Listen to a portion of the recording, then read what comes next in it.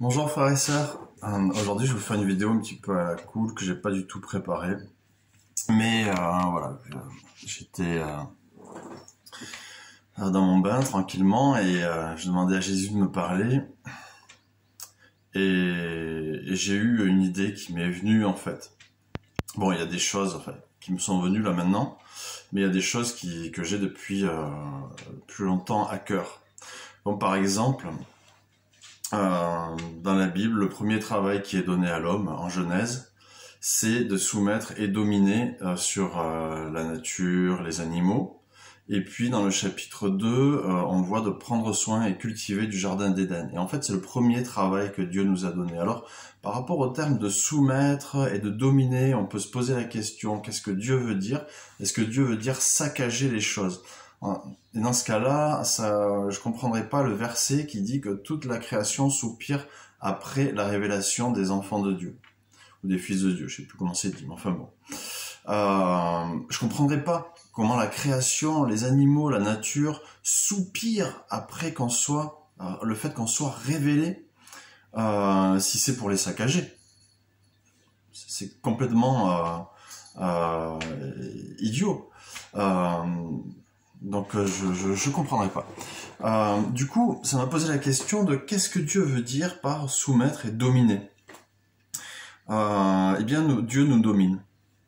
C'est notre roi. Il nous domine et on lui est soumis.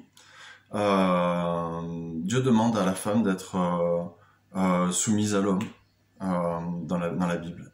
C'est pas pour que l'homme la saccage, mais on peut voir aussi là un rapport, parce qu'en fait il dit à l'homme d'aimer la femme comme Jésus a aimé l'Église, c'est-à-dire il a donné sa vie, il s'est sacrifié pour.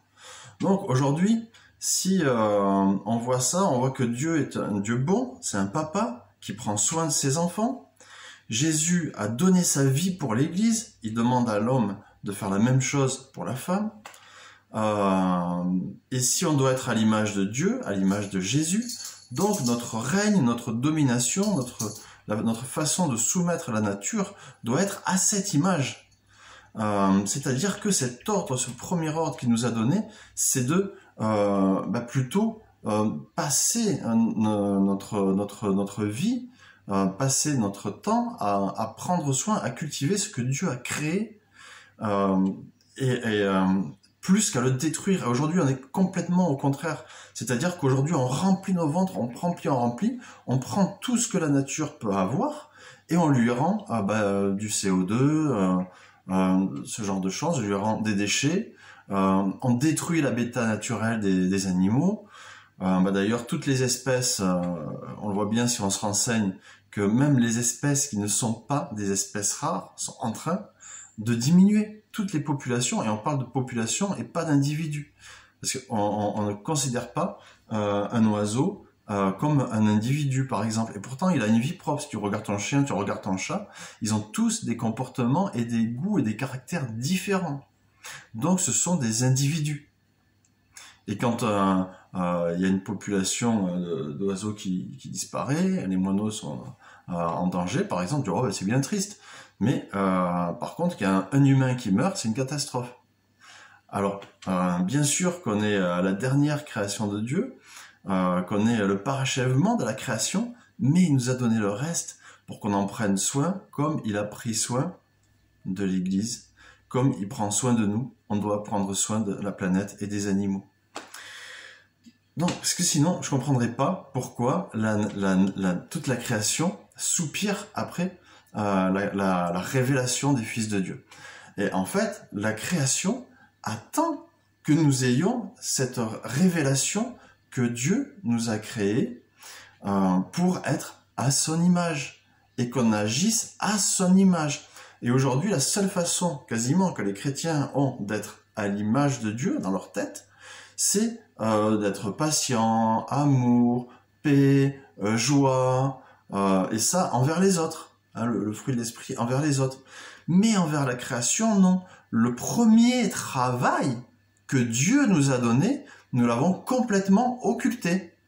Alors il y a des personnes qui disent oui, de toute façon, ça sert à rien de faire des efforts pour protéger la planète ou pour consommer moins, parce que on sait très bien qu'on peut, par exemple, manger moins de viande. Si on mange moins de viande, bah, du coup, il y aura moins d'espace qui sera pris pour les bovins.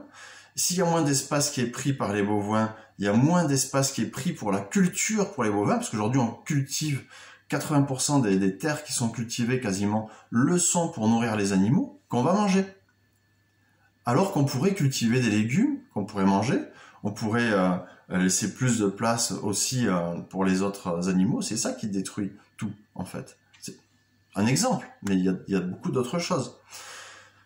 Donc, il y a des efforts à faire sur certaines choses, mais en fait, on ne veut pas les faire. Quand on est chrétien, même la plupart du temps, on est, excusez-moi, trumpiste des fois, c'est-à-dire qu'on dit, ben ma foi, je n'ai rien à secouer, je m'en fous. Parce que de toute façon, je peux pas empêcher que la prophétie comme quoi la fin des temps va arriver et que la planète va être détruite. Et ben tu peux pas l'empêcher. Mais les chrétiens, les premiers chrétiens, ils vivaient dans l'attente du retour de Jésus. Ils vivaient dans l'attente du retour de Jésus. Les premiers disciples, il y a 2000 ans. Et nous, en quoi est-ce qu'on serait mieux qu'eux?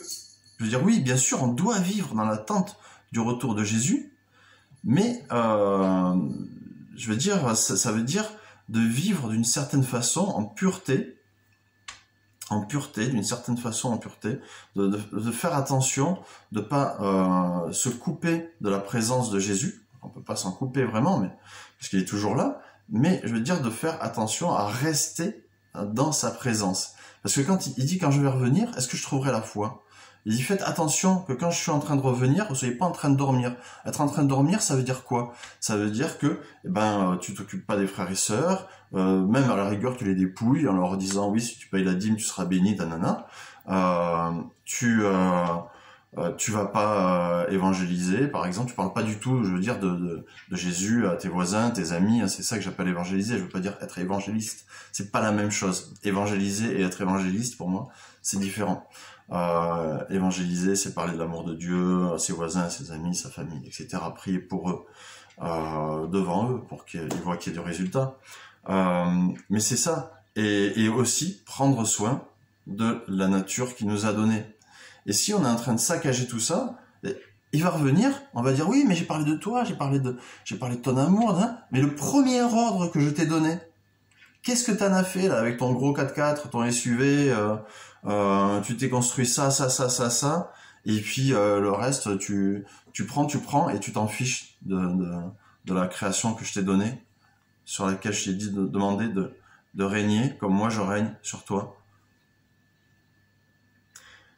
Donc ça il faut y faire attention, je pense. Alors parce que on se dit ben ça je peux pas l'empêcher, je peux pas empêcher qu'il va y avoir la fin du monde, donc à quoi bon? Dans ce cas-là, c'est aussi écrit que les hommes seront rebelles à leurs parents, qui vont perdre la foi, qui vont qui seront idolâtres, etc. Donc, à quoi bon évangéliser? Mais reste sur ton canapé. Mais je veux dire, restons sur nos canapés comme des moules. Et puis, on peut pas empêcher la prophétie de toute façon. Donc, à quoi ça sert?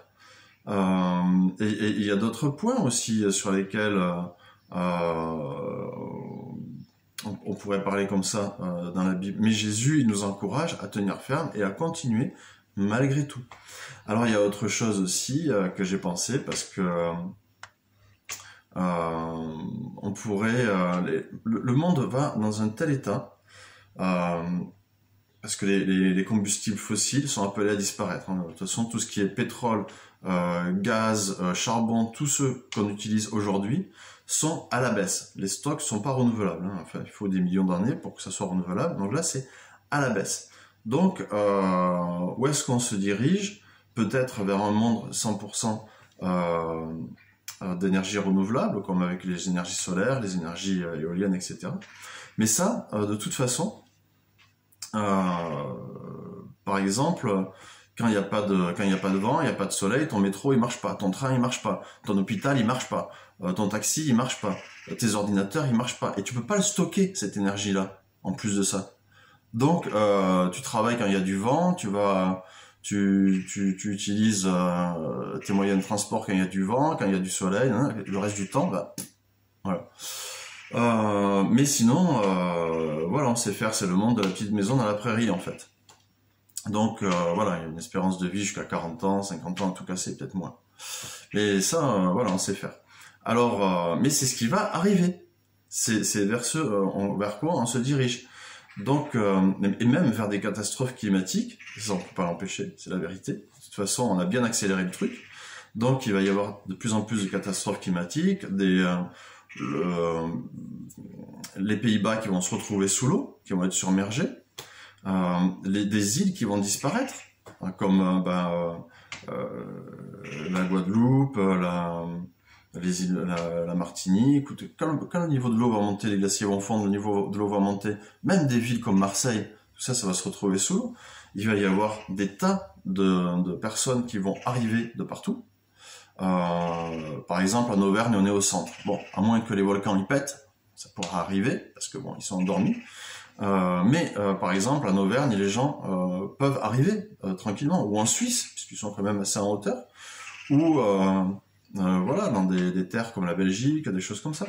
Il va y avoir de grosses vagues d'immigration, il va y avoir moins de matières premières, il va y avoir moins de produits bruts internationaux, de produits intérieurs bruts, pardon. Il va y avoir moins t'auras moins d'argent en fait pour vivre, t'auras moins de nourriture, t'auras moins de viande, t'auras moins de tout, et il y aura plus de gens. Donc il va y avoir des guerres civiles, il va y avoir des guerres internationales aussi. Et au milieu de ça, il va falloir que les chrétiens s'organisent. Parce que si les chrétiens s'organisent pas pour bénir et pour accueillir, ça va être une catastrophe incroyable. Alors, je crois que Dieu nous appelle à ça. Je crois que Papa, ce qu'il veut, c'est qu'aujourd'hui, on commence à réfléchir et à prier pour des endroits où on va pouvoir accueillir et bénir ces populations.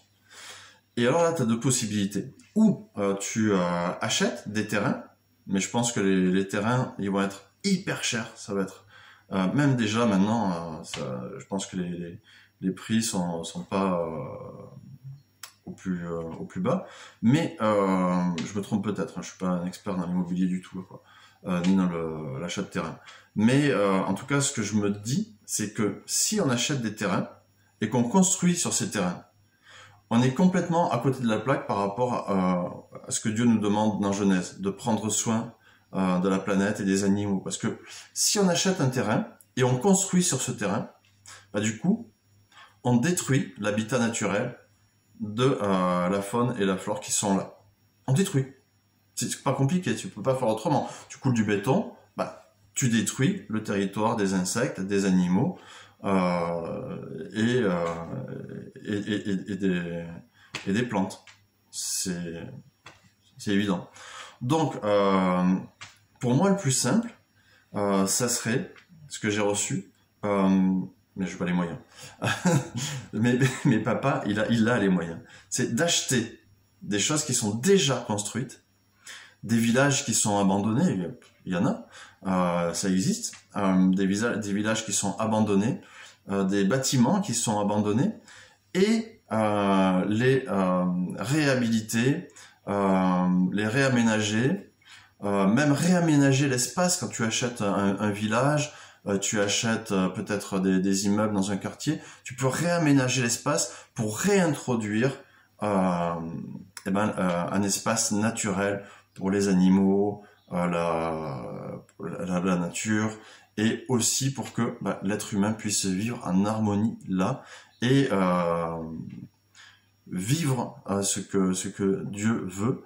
Et aussi là, si par exemple dans un quartier de Marseille, tu as la possibilité de racheter une partie du quartier, tu peux réaménager le quartier, tu peux lui redonner un espace de vie, et là tu peux peut-être créer une banque chrétienne, un espace médical chrétien, etc. Là où, par exemple, je donne l'idée, une banque chrétienne, dedans, tu vas pas faire des taux d'intérêt, etc.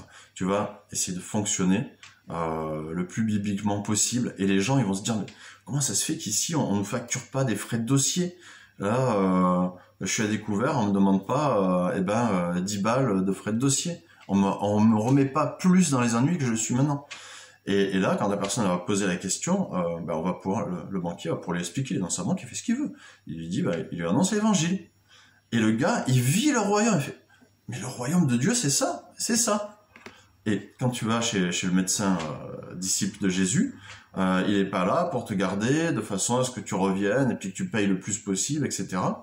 Il te dit, écoute, est-ce que je peux... Il te donne les soins, hein, bien sûr, parce que c'est un médecin, mais il te dit aussi, est-ce que je peux prier pour toi? Et là, t'es guéri. Tu dis, du coup, je les prends, les médicaments? Écoutez, non, les prenez pas. On a prié, on a un Dieu grand et magnifique, merci Jésus, Jésus guérit. Et la personne, elle est face au royaume de Dieu. Donc voilà un petit peu les choses que j'avais à cœur de dire ce matin. C'est déjà beaucoup trop long, mais c'était pêle-mêle. Et soyez bénis, et je vous encourage à méditer sur ce verset. La création soupire après la révélation des enfants de Dieu. Qu'est-ce que ça veut dire pour toi? Soyez bénis.